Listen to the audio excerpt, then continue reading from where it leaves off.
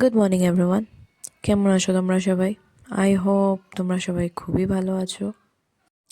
ঠান্ডার দিনটাতে আমার সাইনাসের প্রবলেম হয়ে যায়, তাই আমার ভয়েসটা কত সময় আমার খুব আওয়াজটা বেরোই না। তোমরা সবাই আমাকে জিজ্ঞাসা করতে থাকো কি হয়েছে তোমার ভয়েসের, এরকম কেন আওয়াজ।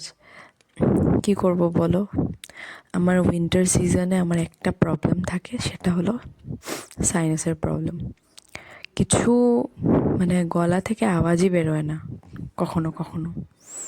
যাই হোক, কখনো কখনো জানো কাজ করতে করতে এত খিদে পেয়ে যায়, টাইম কখন চলে যায় বলতেই পারি না।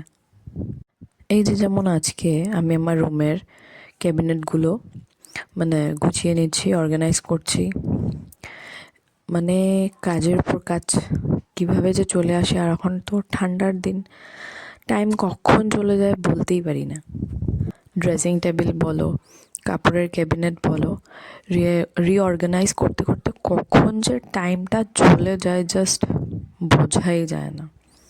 তো আজকে আমি ব্রেকফাস্টটা স্কিপই করে দিয়েছি, কারণ আজকে অনেক কাজ আছে।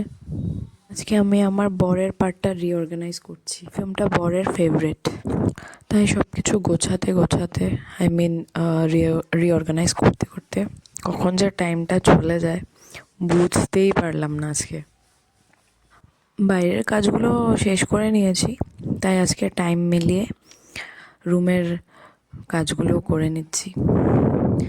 যেহেতু আজকে আমাদের ইনভাইট আছে, বাড়িতে কোনো রান্নাবান্না হয়নি, সব কাজ কমপ্লিট। আমি চান করে চলে আসলাম। আজকে একটু মন্দিরে যাওয়ারও ছিল, তাই আমি রেডি হয়ে নিলাম। স্নানটা কমপ্লিট, আমি এখন রেডি হয়ে গেলাম, মন্দিরেও চলে গেলাম মহাদেবকে জল ঢালতে। সব কিছু কমপ্লিট করে, ঘরের কাজ কমপ্লিট করে আজকে তাড়াতাড়ি মন্দিরেও চলে আসলাম।